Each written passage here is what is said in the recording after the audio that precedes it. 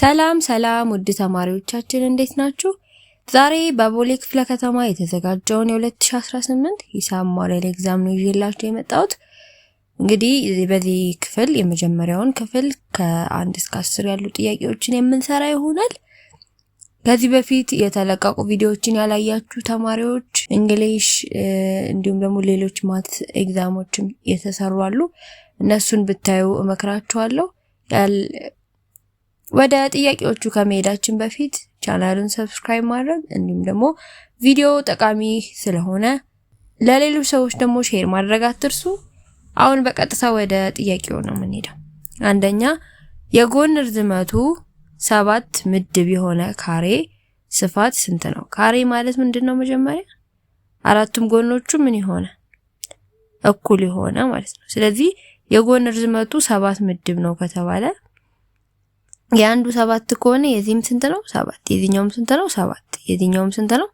7። ካሬ ከሆነ እንደዚህ ነው። ሬክታንግል ቢባል ኖሮ ግን የጎን ርዝመቱ 7 ነው ቢባል ያንደኛው ተቃራኒ ሳይዱ 7 እንደሆነ እናውቃለን። በዚህና በዚህ ያለውን ሳይድ ግን አናውቀውም፣ የተለያየ መጠን ስለሆነ ሬክታንግል ሲሆን ማለት ነው። ግን አሁን እኛ የተጠየቅነው ካሬ ነው። ካሬ ደግሞ አራቱም ጎኖቹ እኩል ናቸው። ስለዚህ ምን ማድረግ ነው? ስፋት ነው የተጠየቅነው። ስፋት ስንፈልግ የጎን ርዝመት አይደለ? ርዝመት ሲባዛ በርዝመት አድርገን ነው የምንፈልገው። እዚህ ጋር ሬክታንግል ላይ ርዝመት ሲባዛ በወርድ ነው። ርዝመቱ አለ ወርዱ የተለያየ ስለሆነ እዚህ ጋር ግን ሁሉም ርዝመት እኩል ስለሆነ ርዝመት ሲባዛ ርዝመት እኩል ይሆናል። ርዝመት ስኩዌር በሚል ፎርሙላ ነው የምንፈልገው። 7 ስኩዌር ስናደርጋ ስንት ይሆናለች? 49 ምድብንም ስኩዌር እናረጋታለን። ምድብ ስኩዌር ወይም ደግሞ በአማርኛ ሌላ ምን ማድረግ እንችላለን? 49 ምድብ ካሬ ስኩዌር የምትለውን ካሬ በሚል ጽሑፍ መተካት እንችላለን ማለት ነው። ስለዚህ 49 ካሬ ምድብ ካሬ የሚለው የዚህ ካሬ ስፋቱ ይሆናል ማለት ነው። ሁለተኛው ከሚከተሉት ስለ ርዝመት መለኪያ ምድቦች ዝምድና ትክክል ያልሆነው የትኛው ነው ይላል። ያልሆነው የሚለውን ፓርት አስምሩበት፣ ግራ እንዳያጋባችሁ እንዳትሳሳቱ። የሆነውን መስሎን ብዙ ጊዜ ብዙ ተማሪዎች ይሳሳታሉ። ስለዚህ እሱን አስምሩ መጀመሪያ። ከዛ በኋላ ምን ይላል? 2 ኪሎ ሜትር 2000 ሜትር ነው ይላል። መጀመሪያ 1 ኪሎ ሜትር ስንት ሜትር ነው? 1000 ሜትር ነው። 2 ኪሎ ሜትር ስንት ይሆናል? አናውቅም። ስለዚህ እዚህች ጋር አንድ ከሆነች በቀላሉ ይሃን ዋጋ ለማግኘት አንደኛውን ክሪስ ክሮስ ላይ ስንሰራ አንደኛውን መስመር ብቻ እንሰራዋለን። 2 ሲባዛ በ1000 አድርገን መስራት እቺ አንድ ከሆነች ነው። ግን ካልሆነች ድጋሚ ሌላ ክሪስ ክሮስ መስራት አለብን ማለት ነው። ክሪስ ክሮስ በሚለው ነው መስራት ያለባችሁ። ስለዚህ 2 ሲባዛ በ1000 2000 ይሆናል። ከዛ ይሄ ኪሎ ሜትር በኪሎ ሜትር ይጠፋል። ማን ተቀርደናለች? ሜትር። ስለዚህ እኩል ይሆናል 2000 ሜትር ይሆናል ማለት ነው። ስለዚህ 2 ኪሎ ሜትር ከ2000 ሜትር ጋር እኩል ነው የሚለው ልክ ነው። ለደግሞ 3 ሜትር ከ300 ሳንቲሜትር ጋር እኩል ነው ይላል። እንግዲህ 1 ሜትር ከማን ጋር እኩል ነው? 1 ሜትር ከ100 ሳንቲሜትር ጋር እኩል ነው። ስለዚህ 3 ሜትር ስንት ይሆናል? ይሄ ሜትር በሜትር ይጠፋል። 3 ሲባዛ በ100 ስንት ይሆናል? 300። ስለዚህ ልክ ነው ማለት ነው። ሐመር ውሃ 1 ሜትር 100 ሚሊ ሜትር ነው ይላል። 1 ሜትር 1000 ሚሊ ሜትር ነው እንጂ 100 ሚሊ ሜትር አይደለም። ስለዚህ ይሄ ልክ አይደለም ማለት ነው። ሐመር ደግሞ 2 ሜትር 2000 ሚሊ ሜትር ጋር እኩል ነው። 1 ሜትር 1000 ሚሊ ሜትር ነው ካልን 2 ሜትር ስንት ይሆናል?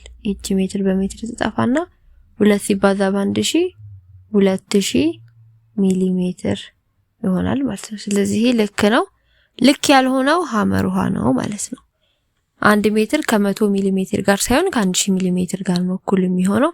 ስለዚህ ልክ ያልሆነው ሐመር ውሃ ነው ማለት ነው። ከሚከተሉት ውስጥ የፈሳሽ መለኪያ አሃድ ያልሆነው የቱ ነው? ኪሎ ሜትር ኪዩብ ኪሎ ሜትር ኪዩብ ከተባለ ማንን ነው ኪዩብ የሚለካው? ይዘትና ይዘት ደግሞ የፈሳሽ መለኪያ አሃድ መሆን ይችላል። ስለዚህ ኪዩብ ካለው ሁሉ ጊዜ ፈሳሽ መለኪያ አሃድ መሆን ይችላል። ኪሎ ሜትር ብቻ ቢሆን ምንም ኪዩብ ባይኖረው ወይም ደግሞ ኪሎ ሜትር ስኩዌር ቢሆን የስፋት ነው። ኪሎ ሜትር ብቻ ቢሆን የርዝመት ነበረ። ኪዩብ ስላለው ግን የፈሳሽ መለኪያ መሆን ይችላል። ይሄ ልክ ነው። ለሚሊሜትር ስኩዌር ስላለው ይሄ የስፋት ነው። የስፋት መለኪያ ነው እንጂ የይዘት ወይም የፈሳሽ መለኪያ አሃድ አይደለም። ስለዚህ ይሄ ልክ አይደለም ማለት ነው። አመረሃ ሚሊሜትር ኪዩብ አሁንም ኪዩብ አለች የይዘት ነው። ስለዚህ የፈሳሽን ይዘት ማለት በውስጡ የሆነ ነገር መያዝ የሚችል ማለት ነው። ስለዚህ ፈሳሽን መያዝ ይችላል። በቃው ይዘት አማካኝነት ፈሳሹን መለካት ቻለን ማለት ነው። ስለዚህ ይሄ መሆን ይችላል። ሚሊሊትር ሊትር በዋናነት ፈሳሽ መለኪያ አሃድ ነው። ስለዚህ ይሄ ልክ ነው መሆን ይችላል ማለት ሊትር ስለሆነ። ያልሆነ የትኛው ነው? ለነው ማለት ነው። ሚሊሜትር ስኩዌር የሚለው የፈሳሽ መለኪያ አሃድ አይደለም ማለት ነው። አራተኛው 12 ሜትር ስኩዌር ከዳሽ ሚሊሜትር ስኩዌር ጋር እኩል ነው ይላል። እንግዲህ 1 ሜትር ከ1000 ሚሊሜትር ጋር እኩል ነው። 1 ሜትር ስኩዌር ደግሞ ይሄ 1000 በሁለት ስናባዛው ጋር እኩል 1000 ይባዛ በ1000 ስኩዌር ስለሆነ 1 ሜትሩን ሁለት ጊዜ እናባዛዋለን። 1000 ሲባዛ በ1000 ሚሊሜትር ስኩዌር ሁለት ለእያንዳንዱ 1000 ሚሊሜትር ስላለ ሲባዙ ስኩዌር ይሆናሉ። ስለዚህ 1000 ሲባዛ በ1000 1 ሚሊዮን ሚሊሜትር ስኩዌር ይሆናል። 1 ሜትር ስኩዌር ማለት ነው ከማን ጋር እኩል ይሆናል? ከ1 ሚሊዮን ሚሊሜትር ስኩዌር ጋር እኩል ነው። ስለዚህ አሁን የተጠየቅነውን እንተካዋለን። 12 ሜትር ስኩዌር ከማን ጋር እኩል ይሆናል? እዚህ ጋር አናውቅም ማለት ነው። በቀላሉ እዚህ ጋር 1 ከሆነች የተሰጠችን ቁጥር ከላይ ያለችው 1 ከሆነ ለፈተና ቀላል ትሪክ ምን ማድረግ ነው? ይህችን 12ን ከ1 ሚሊዮን ጋር አባዝቶ የተሰጠንን አሃድ የተጠየቅነውን አሃድ ማድረግ ማለት ነው። ካጠገቡ 12 ሲባዛ በ1 ሚሊዮን ይዛ 12 ሚሊዮን ማለት ነው። ከዛ ሚሊሜትር ስኩዌር። ስለዚህ መልሳችን 12 ሚሊዮን ሚሊሜትር ስኩዌር ይሆናል። ያው 12 ሚሊዮን ሚሊሜትር ስኩዌር የሚለው ለመልሳችን ይሆናል ማለት ነው። አምስተኛ የሚከተሉትን ርዝመት ወርድና ቁመት በመጠቀም ስንት ባለ 1 ሳንቲሜትር ኪዩብ ይዘት ያላቸው ትንንሽ ኩቦች ይኖራሉ ይላል። ምን አለ? ርዝመቱ ስንት የሆነ ርዝመቱ 4 ሳንቲሜትር ወርዱ 5 ሳንቲሜትር እና ቁመቱ ደግሞ 3 ሳንቲሜትር የሆነ ይሄንን በመጠቀም ስንት የተደረደሩ ባለ 1 ሳንቲሜትር ኪዩብ ትንንሽ ኩቦች ይኖራሉ ነው የሚለን። ስለዚህ ምን ማድረግ ነው? ይዘቱን መፈለግ ነው። 1 ሳንቲሜትር ኪዩብ ስለሆነ እያንዳንዱ ያለው ይዘቱን ፈለግ ነው ማለት በአጠቃላይ ስንት ኩቦች እንዳሉ ማወቅ እንችላለን ማለት ነው። እስቲ በስዕል ብናስቀምጠው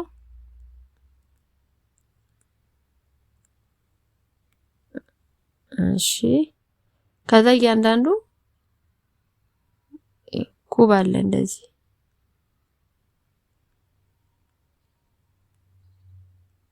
የተደረደሩ ብዙ አሉ ማለት ነው።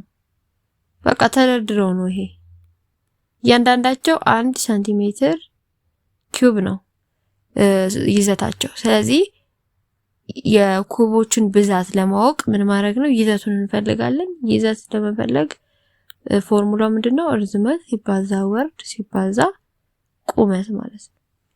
ከዛ ርዝመታችን 4 ነው 4 ሳንቲሜትር ሲባዛ ወርዳችን 5 ሳንቲሜትር ሲባዛ ቁመታችን 3 ሳንቲሜትር ይሆናል።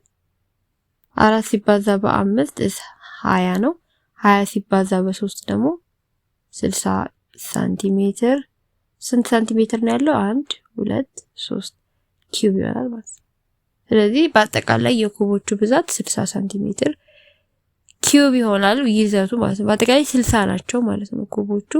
መልሳችን ሀ ይሆናል ማለት ነው። ስድስተኛ ከሚከተሉት ትክክል የሆነው የትኛው ነው ይላል። 7 9ኛ ህገወጥ ክፍልፋይ ነው።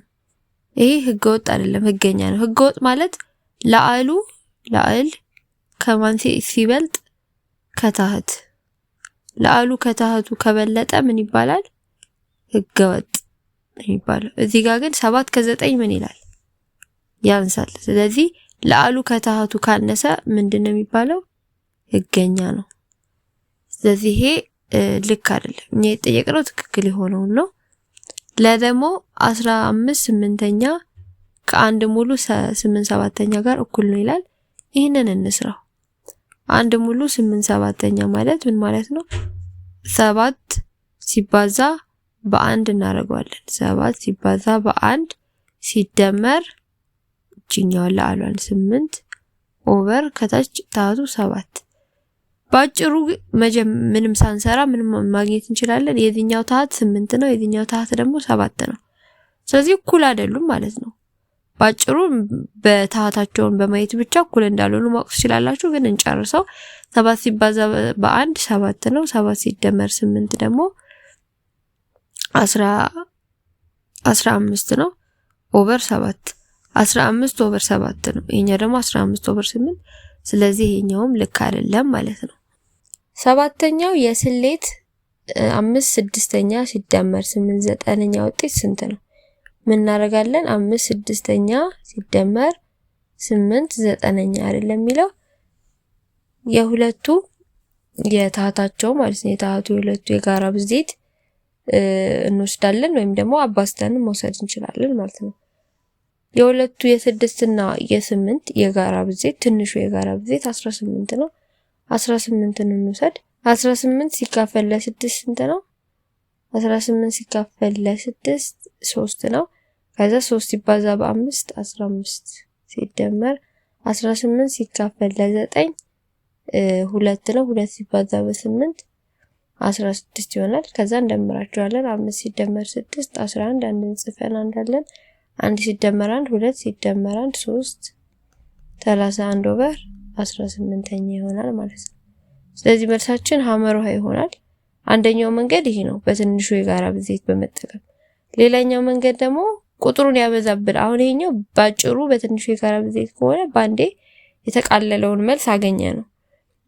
በዛኛው ስንሰራው ግን ማቃለል አለብን። ለምሳሌ 5 6ኛ ሲደመር 8 9ኛ ነው አይደለ? ከዛ ሁለቱን እናባዛቸዋለን። 6 ሲባዛ በ9 54 ይሆናል። ከዛ 9 ሲባዛ በ5 45 ሲደመር 6 ሲባዛ በ8 ደግሞ 48 ይሆናል ማለት ነው። ከዛ 45 እና 48ን እንደምራቸዋለን። 45 ሲደመር 48 93 93 ኦቨር 54። ግን እንደዛ የሚል መልስ የለም እዚህ ጋር 93 ኦቨር 54 የሚል መልስ የለም። ስለዚህ ምን እናደርጋለን? እናቃልላቸዋለን ማለት ነው። እሺ ሁለቱም በ3 በ3 ስለሚካፈሉ ለ3 ለ3 እናካፍላለን። 93 ሲካፈል ለ3 9 ለ3 3 ጊዜ 3 በአንድ 3 በ3 አንድ ጊዜ ከዛ 54 ሲካፈል ለ3 18 ይሆናል። ስለዚህ 31 ኦቨር 18 መጣልን ማለት ነው ተበልሶ። ስለዚህ በቀለላችሁ መንገድ መስራት ትችላላችሁ። ወይ በትንሹ የጋራ ብዜት ወይም ደግሞ ታህቱን እናባዛለን። ከዛ የአንደኛውን ታህት ከአንደኛው ለአል ጋር የአንደኛውን ታህት ከአንደኛው ለአል ጋር አድርገን አባዝተን ከላይ እንደምርና ከዛ ማቃለል ማለት ነው። ስምንተኛ ከሚከተሉት ውስጥ የ8 ኦቨር 9 ሲቀነስ 3 ኦቨር 7 ትክክል ውጤት የቱ ነው ይላል። ልክ እንዳሁኑ ነው የምትሰሩት። ወይ በትንሹ የጋራ ብዜት ወይም ደግሞ በማባዛት ነው የምትሰሩት። ምን እናደርጋለን? እናባዛ። ይሄን ከታች ያለውን ስናባዛ 9 ሲባዛ በ3 ስንት ይሆናል? 63 ይሆናል። ከዛ 7 ሲባዛ በ8 ሲባዛ 56 ይሆናል። ይቀነሳል እቺኛዋ። ከዛ 9 ሲባዛ በ3 27 ይሆናል። ከዛ እንቀንሳለን 56 ሲቀነስ 27 29 ነው የሚሆነው ስትቀንሱት ኦቨር 63 ማለት ነው። 29 ኦቨር 63 ሚል አለ ምርጫው ላይ አለ ሐመር ውሃ ላይ ዘው ምርጫው ላይ ካለ ልክ ነን ማለት ነው። ሐመር ውሃ ብለን እንሰራለን ማለት ነው። ምርጫው ላይ ከሌለ ደግሞ ማቃለል። አክቹሊ ይሄኛው ከዚህ በኋላ አይቃለልም because 29 ብቸኛ ቁጥር ናት። ለአንድና ለራሷ ብቻ ነው የምትካፈለው። ስለዚህ የመጨረሻው ሲምፕለስት ፎርሙ ይሄኛው ነው። መልሳችን አመርሃ ይሆናል ማለት ነው። ዘጠነኛ በአስርዮሻዊ ቁጥር 0.53 ስንት አንድ አስረኛዎች አሉ ይላል። ስንት አንድ አስረኛዎች አሉ? እንግዲህ አስርዮሻዊ ቁጥር ላይ ይሄኛው ምን ይባላል? አንድ አስረኛ ይባላል። ይሄኛው ደግሞ አንድ መቶኛ፣ ሌላ እዚህ ጋር ቁጥር ቢጨመር አንድ ሺኛ እያለ ይሄዳል ማለት ነው። ከዛ ወደፊት ያለው ደግሞ ይሄኛው የአንድ ቤት፣ የአስር ቤት፣ የመቶ ቤት፣ የአንድ ሺህ ቤት፣ የአስር ሺህ ቤት እያለ ከነጥብ በፊት ያለው ይሄዳል። ከነጥብ በኋላ ያለው ደግሞ አንድ አስረኛ፣ አንድ መቶኛ እያለ ይሄዳል። ስለዚህ ስንት አንድ አስረኛዎች አሉ ይላል። ስንት ነው? አንድ አስረኛው ፓርት 5 ነው ማለት ነው። ስለዚህ መልሳችን ማ ይሆናል። ስንት አንድ መቶኛዎች አሉ ቢባል ስንት ይሆናል? 3። ስንት ሌላ ለምሳሌ 4.56 ቢባል 6 7 8 ስንት አንድ ሺኛዎች አሉ ቢባል ይሄኛው አንድ አስረኛ፣ አንድ መቶኛ፣ አንድ ሺኛ 7 ይሆናል። ስንት አንድ አስር ሺኛ አለ ቢባል 8። ስንት አንድ ቤት አለ ቢባል 4። እዚህ ጋር 3 4 9 7 ቢኖር ከዚህ ስንት መቶ ቤት አለ ቢባል 3 ነው። የ1000 ቤት 4 የ10000 9 ከዛ የ100000 7 እያለ ይቀጥላል ማለት ነው። ስለዚህ ስንት አንድ አስረኛዎች አሉ ለሚለው 5 አንድ አስረኛዎች አሉ ማለት ነው። መልሳችን መ ይሆናል ማለት ነው። እሺ ተማሪዎች የመጨረሻውን ጥያቄ አስረኛው የሚከተሉትን አስርዮሻዊ ቁጥሮች ቀንሱ ይላል። መቀነስ ነው። 27.06 ሲቀነስ 8.5 ይላል። ስለዚህ እንደዚህ አይነት አስርዮሻዊ ቁጥር ለመቀነስ ግራ እንዳይገባንና ውጤቱ እንዳይቀየርብን መጀመሪያ ወደ ታች መጻፍ ነው። 27.06 ከዛ ነጥቧን በነጥቧ ቦታ አድርገን እንጽፋለን። 8.5 ነው። በቃ ነጥቧ ግዴታ በነጥቧ ልክ መሆን አለበት። ከዛ መቀነስ ነው። 6 ሲቀነስ እዚህ ጋር ምንም ቁጥር የለም 0 እናድርግ። 6 ሲቀነስ 0 6 0 ሲቀነስ 5 አይችልም። ስለዚህ ከ7 ላይ አንድ ስንበደር 10 ትሆናለች። 10 ሲቀነስ 5 5 7 ደግሞ አበድራለች 6 ትሆናለች። 6 ሲቀነስ 8 አይቻልም። ከዚህች አንድ ትበደራለች 16 ሲቀነስ 8 ነጥቧ ትወርዳለች። 18 6 ሲቀነስ 8 ይሆናል። 2 ስላበደረች አንድ ብቻ ቀርታለች። 1 ሲቀነስ 0 1 ማለት። ስለዚህ 18.56 ይሆናል መልሳችን which is ሀ ማለት ነው። እንደዚሁ በቀላሉ መቀነስ ትችላላችሁ። እሺ ተማሪዎች በዚህ በክፍል 1 የቦሌ ክፍለ ከተማ የተዘጋጀውን የሂሳብ ሞዴል ኤግዛም ይዤላችሁ ነበር የመጣሁት። አይ ሆፕ ጥሩ ነገር እንዳገኛችሁበት፣ ጥሩ ነገር እንደተረዳችሁበት፣ ያልገባችሁን እንደተረዳችሁበት ተስፋ አደርጋለሁ።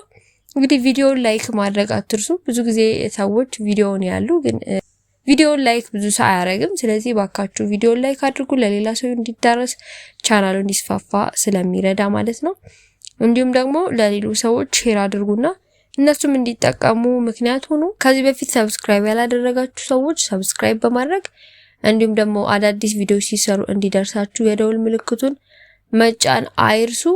በሚቀጥለው ቪዲዮ ደግሞ ክፍል 2ን ከ11 ጀምሮ እስከ 20 ያለውን ይዤላችሁ የምመጣ ይሆናል። እስከዛው ደህና ሁኑ። ቻው።